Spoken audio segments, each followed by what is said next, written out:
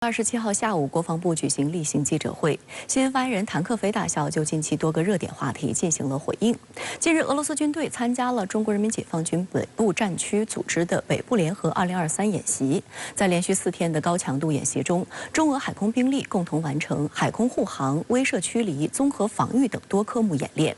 谭克飞在记者会上进一步介绍，这充分反映了双方战略互信水平，进一步巩固了中俄两军传统友谊。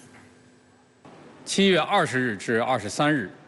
俄罗斯军队参加了中国人民解放军北部战区在日本海中部组织的北部联合2023演习。中俄双方共派出10余艘舰艇和30余架飞机。此次演习以维护海上战略通道安全为课题，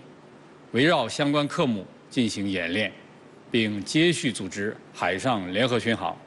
这充分反映了双方战略互信水平，进一步巩固了中俄两军传统友谊。中方愿与各方不断加强务实交流合作，为维护地区和平稳定、应对各种安全挑战积极贡献力量。 7月11号至12号，北约在立陶宛首都维尔纽斯举行峰会。峰会发布公告声称，中国正在迅速扩大核武库，并使其多样化，敦促中国提高核透明度。北约秘书长斯托尔滕贝格也在日前渲染称，北约对中方大幅提升军力、扩充核力量表示关切。 谭克飞在记者会上表示，北约作为拥有世界上最大核武库、奉行首先使用核武器政策的军事集团，一再渲染炒作所谓中国核威胁，充斥着混淆是非、恶意诋毁的言论，其险恶用心昭然若揭。中国坚定奉行自卫防御核战略，恪守不首先使用核武器政策，始终将核力量维持在国家安全需要最低水平。我们敦促北约 摒弃过时的冷战思维，停止编造虚假叙事，以实际行动降低核武器在国家和集体安全政策中的作用，切实维护全球战略稳定。 此外，美国近期也加大与台当局勾连力度，进一步加速对台售武。日前，美国国会众议院通过2024年国防授权法案，其中包括加快对台提供不对称武器、邀请台参加环太军演等内容。 7月上旬，美台举行的蒙特雷会议也就台湾采购美地对空导弹系统达成一致。谭克飞指出，美方长期频繁实施对台军售，中方对此表示严重关切，坚决反对。台湾问题是中国内政，绝不容许任何外来干涉。台湾的安全取决于两岸关系和平发展，台独与台海和平水火不容。任何鼓吹加强美台军事联系、 对台军售的言行，只会推高台海紧张形势和冲突对抗风险，本质是在害台毁台。我们敦促美方停止售台武器和美台军事联系，不要在台湾问题上一错再错。 谭克飞强调，民进党当局妄图以美谋独，勾连外部势力，把台湾变成地雷岛、弹药库。事实证明，台独和外部干涉是台海和平稳定的最大威胁，是台湾民众利益福祉的最大祸患。中国人民解放军密切关注台海形势，将继续采取果断有力措施，坚决捍卫国家主权和领土完整。 7月24号开始的台军汉光39号实兵演习进入了第4天，演习重点在机场、车站等进行反侵入战。台媒报道称，今年的演习是39年来最逼真、最贴近实战的一次。但舆论批评，今年演习似乎都是打城市巷战，把战争逼近的恐慌带给民众，分明就是吓唬老百姓。 台军汉光39号实兵操演7月26号迎来重头戏，在台湾最大最繁忙的桃园国际机场进行了反空降机降演习。2架UH-60黑鹰直升机模拟从空中袭击桃园机场，2架阿帕奇直升机升空迎战，双方震撼交火。演习持续了大约30分钟。演习期间一度对民航实行空中管制，对期间需要起降的8个航班进行了调度管控。台湾联合报此前指，桃园机场旅客众多，岛内民航部门评估恐有上千名旅客行程遭延误，容易引发民怨。然而，据称，美国在台协会执意台军在桃园展开操演，模拟攻击军从桃园竹围海滩登陆，夺取桃园国际机场，台军才放弃在台南机场举行演练的计划。另外，此次汉光演习首次将台北市中心的台北车站列入防护实兵操演阵地。当天，台北车站传来巨大爆炸声，一度烟雾弥漫。台媒指，从去年开始，演习重点都放在以台北为重心的北部地区，皆把重点民用基础设施作为防卫重点。原因是台军内部对两岸军事形势变化的认知与美方建议。作为汉光军演的话，他选择了一些所谓民用的设施。那么，作为解放军，未来如果以武力解决台湾问题的话，一定会打点打援，而不会打民用设施，包括也不会去打这些机场。这是台湾在演戏。这种演戏呢，就是要渲染中国大陆军事威胁论，同时要演戏给美国看，让美国最好能够来协防。另外，为什么说到扰民？台湾空军所拥有的军事基地，尤其是空军基地，多达10几个。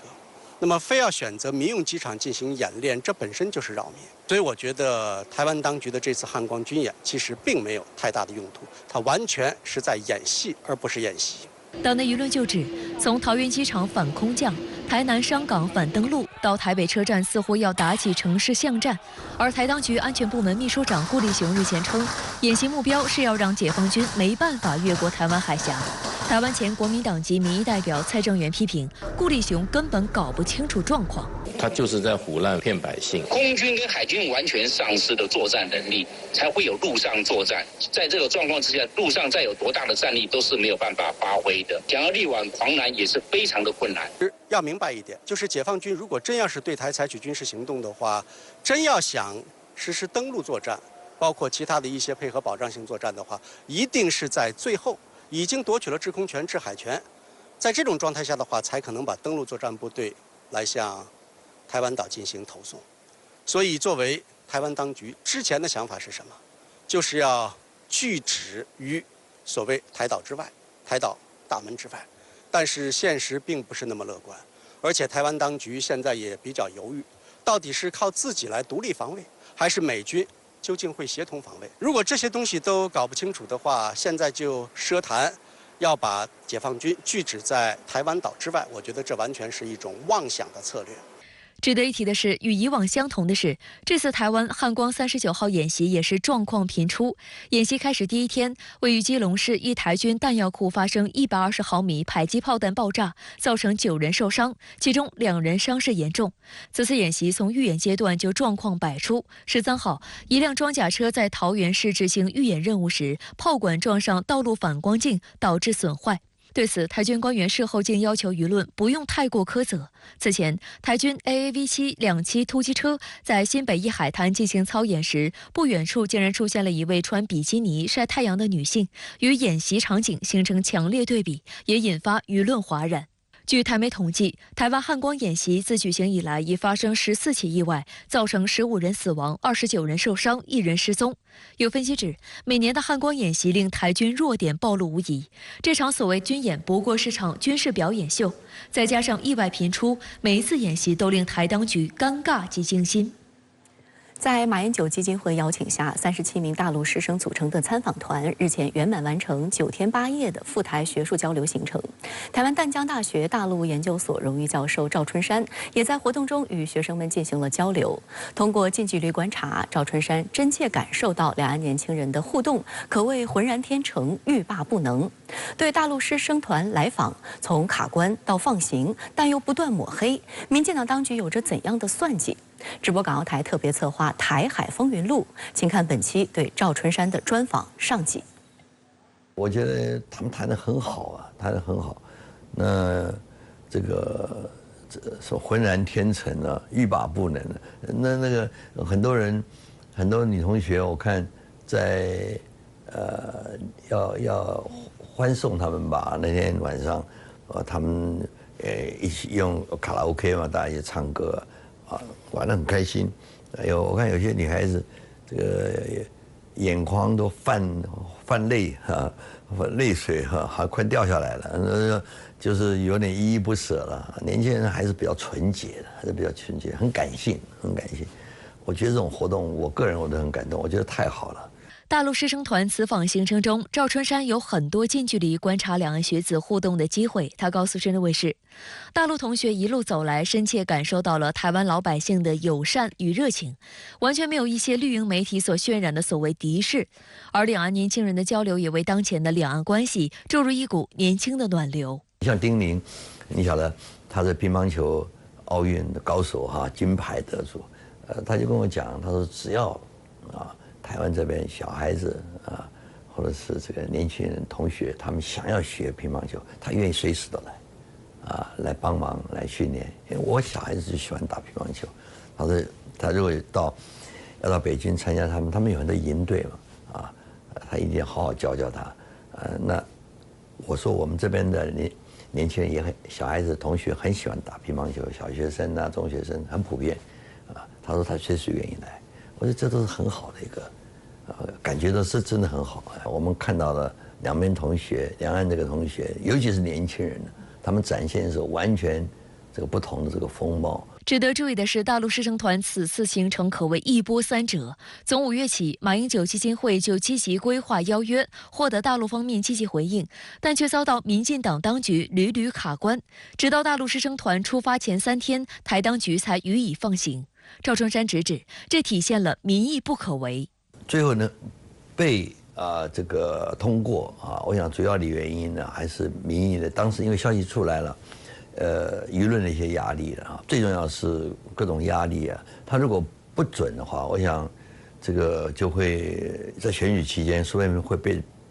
成一个操作的议题因为我们还是有两岸人民关系条例还是有它的一些规定